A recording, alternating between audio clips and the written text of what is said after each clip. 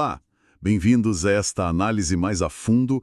Hoje a gente vai mergulhar no material, olha, bem singular. Trechos do livro O Evangelho do Monstro de Espaguete Voador. A fonte apresenta um sistema de crenças, ou talvez uma paródia disso, né? Conhecido como pastafarianismo, ou FSMismo. FSM é a sigla em inglês para Flying Spaghetti Monster, que a gente vai chamar aqui de Monstro de Espaguete Voador, ou MV. A nossa missão aqui meio que desempacotar as ideias centrais, os argumentos assim, tanto excêntricos, e o estilo que é só dele, né? Certo? Vamos nessa? Exatamente. E eu acho que o ponto de partida aqui que é fascinante é como o livro pega formatos que a gente reconhece na hora, sabe? A estrutura de texto religioso, a linguagem de argumento científico e usa isso para apresentar as ideias dele. E fazendo isso, ele fica o tempo todo provocando, desafiando as visões mais convencionais sobre ciência, sobre religião e sobre o que é, no fundo, acreditar em alguma coisa, né? É uma construção de argumento com uma lógica interna muito particular, quase um universo paralelo de raciocínio. E ele já começa com um impacto considerável, não é? Colocando em xeque algumas das, vacas sagradas da ciência moderna. Teorias como a evolução por seleção natural, até mesmo a gravidade, são classificadas ali no texto como meras teorias, sabe? Naquele sentido popular de, é só uma teoria, não comprovada. Isso. O argumento que fica implícito ali parece ser, se dá para questionar tudo, então vamos questionar tudo mesmo. Sim, é uma estratégia meio que de nivelar por baixo, né? O texto sugere que se outras teorias alternativas que não têm aquela comprovação empírica forte recebem atenção, e aqui é referência às vezes escondida, às vezes nem tanto, é para o design inteligente, o DI. Ah, sim. Aquela ideia que diz que certas coisas muito complexas no universo, na vida, são melhores explicadas se a gente pensar numa causa inteligente, um designer, né? E não por processos sem direção como a seleção natural. Exatamente. Então o argumento do livro é, olha, se o DI pode ser considerado mesmo sem aquele rigor científico tradicional, por que não a nossa explicação alternativa? E aí que entra a explicação pastafariana para a gravidade. Que é, olha, francamente, uma das partes mais memoráveis. A ideia não é que a gente é atraído para baixo pela massa da Terra, nada disso. É que a gente está o tempo todo sendo empurrado para baixo pelos apêndices macarrônicos invisíveis do monstro de espaguete voador. E como ele é invisível e indetectável por qualquer instrumento científico que a gente conheça, a teoria fica, assim, convenientemente irrefutável. Pelo menos nos termos que o próprio livro define, né? É um exemplo clássico, né, de uma hipótese não falsificável. Um conceito super importante na filosofia da ciência. Quer dizer, se não tem como provar que algo é falso, essa hipótese nem pertence direito ao domínio científico. O livro usa isso de um jeito totalmente satírico. Total. E para dar um verniz, assim, de evidência para essa ideia da gravidade, o livro traz uma correlação que é, no mínimo, criativa. Ele observa que, nos últimos séculos, a população humana global aumentou bastante. Ao mesmo tempo, a altura média das pessoas também aumentou. Qual a explicação pastafariana? Ora, com mais gente dividindo o planeta, cada pessoa recebe a pressão de menos apêndices macarrônicos individuais do MEV. Ah, entendi. Menos pressão para baixo resulta em pessoas mais altas. É um jeito hilário de apontar como correlação não implica causalidade, né? Aquele erro lógico clássico. Exato. É uma forma de argumento que a gente poderia chamar de reductio ad absurdum. Ou seja, levar um raciocínio às últimas consequências, as mais absurdas, para mostrar uma falha na ideia original ou no jeito de argumentar. O alvo aqui parece ser o jeito como algumas discussões, especialmente essa do design inteligente lá nos Estados Unidos, na época que o livro saiu, Sim. tentavam usar correlações ou complexidades como prova para suas teses, sabe? Contornando os métodos científicos mais rigorosos. O livro pega essa estrutura lógica e aplica numa ideia que é de propósito absurda para mostrar como esse tipo de argumento pode ser usado para provar, entre aspas, qualquer coisa. Faz todo sentido visto por esse ângulo, e essa linha de pensamento continua, porque o livro não se contenta só em propor a alternativa dele.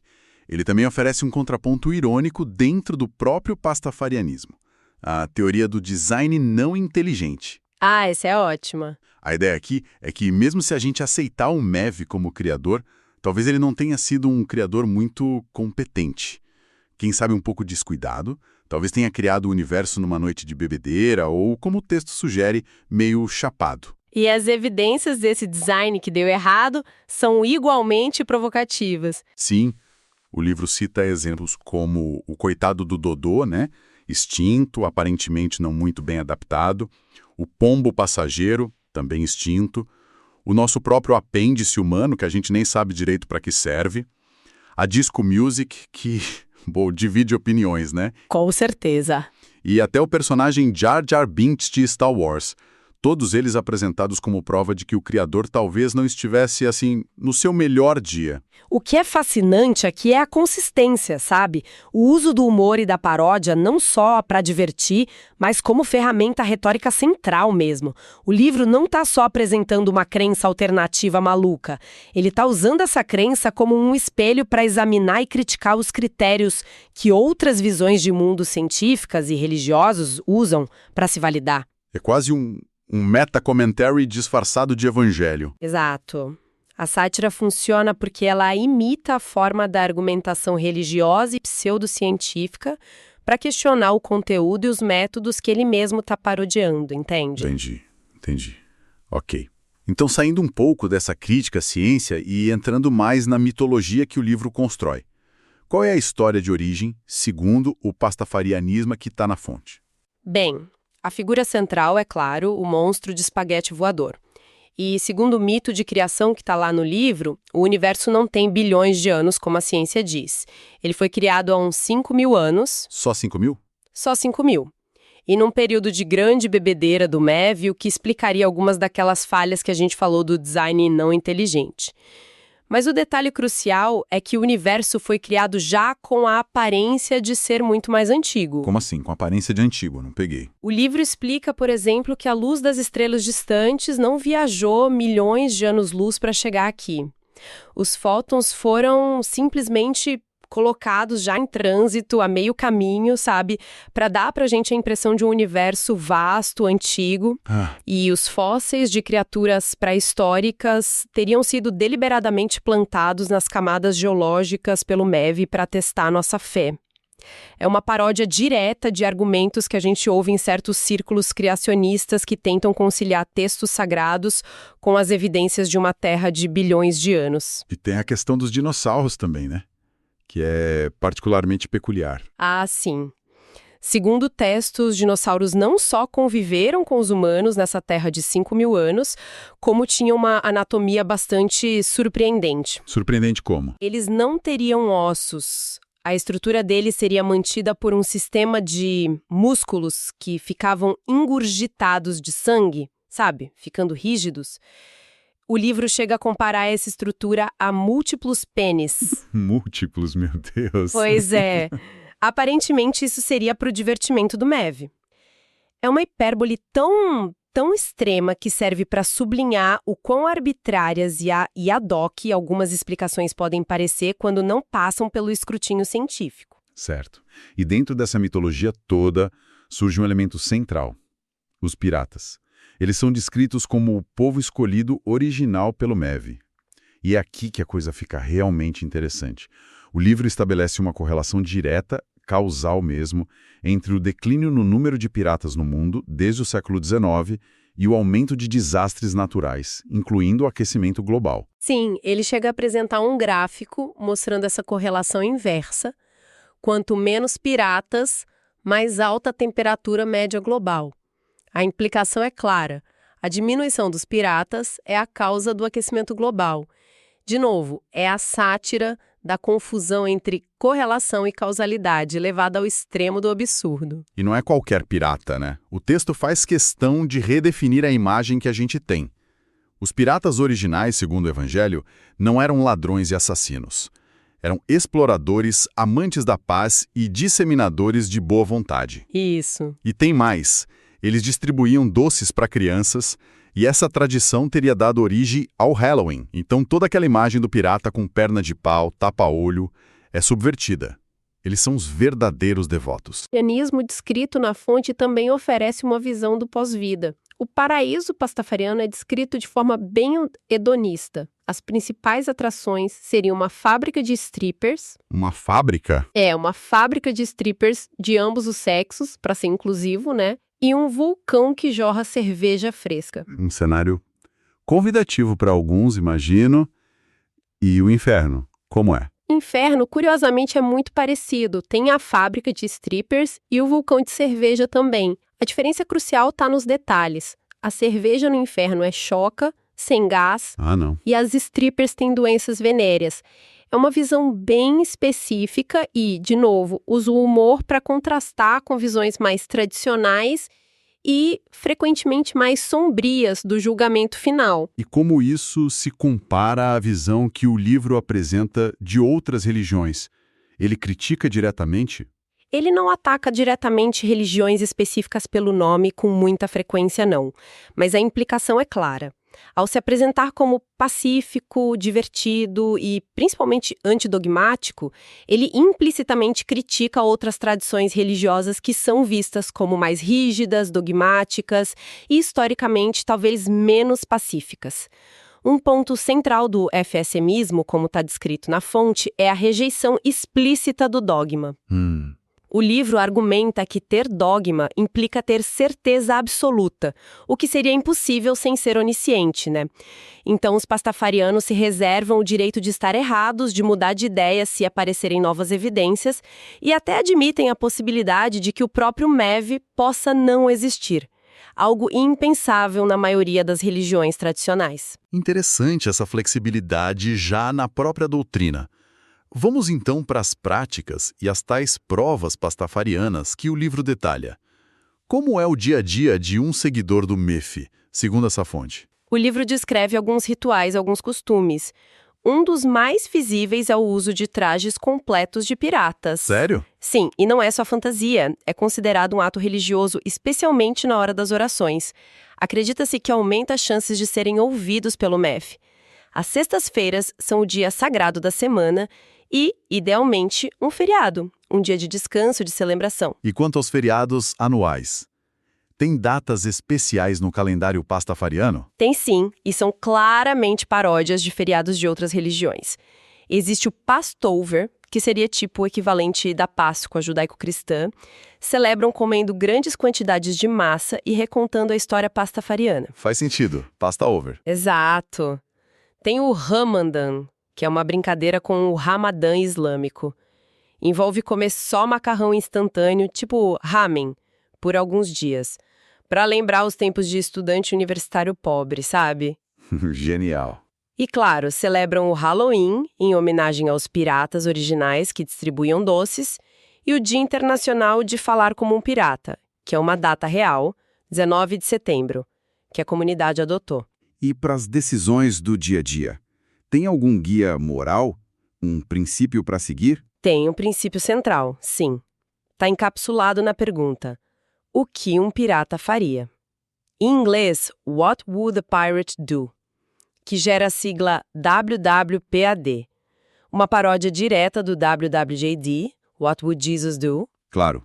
E o que um pirata faria, segundo o livro? Bom, as sugestões incluem beber grog, aquela bebida clássica de pirata, geralmente rum, que eles chamam de saqueadores, conseguir um navio pirata, talvez metaforicamente, né? Encontrar uma wench, que é um termo antigo e meio problemático para mulher ou companheira, e, se tiver dúvida sobre o que fazer, a sugestão é saquear. Saquear. Mas o contexto sugere que esse saque seja mais lúdico ou metafórico do que literal, né? Pelo menos a gente espera. Entendi. Agora, vamos para as provas científicas. O livro realmente tenta apresentar argumentos que parecem ciência para validar a existência do MEV? Sim, mas de um jeito totalmente satírico. São paródias explícitas de métodos e argumentos científicos, sabe? feitas para parecerem superficiais ou logicamente furadas, espelhando justamente o que o livro critica em pseudociências ou argumentos religiosos que tentam se passar por ciência. Tem uns exemplos bem específicos na fonte. Como quais? Por exemplo, o teste da comunhão. Ele compara o valor nutricional do ato de comunhão pastafariano, que é comer um prato de espaguete com almôndegas, com o da comunhão cristã tradicional, que usa aquela hóstia fininha. Certo. O resultado, obviamente, mostra que o espaguete é muito mais nutritivo, mais calórico. E essa diferença nutricional é então apresentada ironicamente como prova da superioridade da prática pastafariana. Uma lógica irrefutável. E se o objetivo da comunhão fosse puramente calórico? Que mais? Temos também a teoria do espaguete unificado. Essa é uma paródia bem direta da teoria das cordas na física, que diz que as partículas fundamentais são vibrações de cordas minúsculas. Sim, conheço. A versão pastafariana afirma que toda a vida evoluiu da massa do macarrão, que a estrutura em hélice do DNA parece macarrão tipo fuzile, e que o próprio universo seria uma espécie de tigela eterna de macarrão vibrando com o que eles chamam de música celestial noodle, algo como macarrônica. Haja criatividade para chegar nisso. E o experimento do kiwi? Esse me pareceu particularmente absurdo. Ah, sim, um experimento do kiwi. A hipótese que eles apresentam é que os kiwis, a fruta, na verdade podem voar, mas escolhem não voar por pura preguiça. Preguiça da fruta. Exato. O experimento proposto é simples: jogar vários kiwis de um penhasco.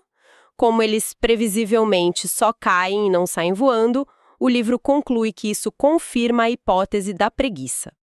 É um exemplo perfeito de como construir um experimento que não testa nada relevante e interpretar o resultado para confirmar uma premissa absurda. E, além desses exemplos mais detalhados, o livro inclui outras provas. Sim, a fonte menciona que o livro está cheio de outras provas, formatadas como se fossem artigos acadêmicos, sabe? Com gráficos, citações provavelmente inventadas, linguagem técnica.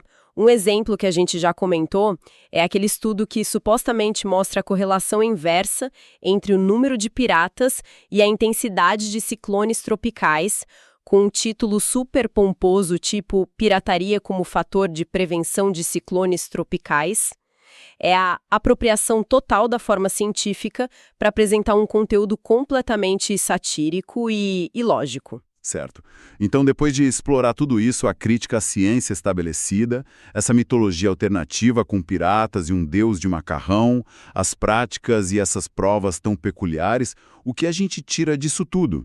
Qual o saldo dessa nossa análise do material? Olha, eu acho que o ponto fundamental é reconhecer o estilo único e a função desse texto. Ele opera nessa intersecção bem complexa entre humor ácido, crítica social, principalmente os sistemas educacionais e religiosos, né? E uma apropriação muito inteligente da estrutura argumentativa, tanto da ciência quanto da teologia. Não é só uma piada.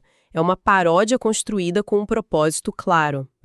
E se a gente conecta isso ao quadro geral, como você disse, a gente vê como o livro se encaixa em debates bem reais e importantes sobre educação científica, especialmente aquele debate sobre o ensino do design inteligente versus evolução nas escolas americanas, que foi o estopim para a criação do pastafarianismo pelo Bob Henderson, né? Sim, esse contexto é chave. E ele também toca em questões de liberdade religiosa, nos limites entre o que é uma crença genuína e o que é uma sátira, e como a lei deveria lidar com isso é bem complexo.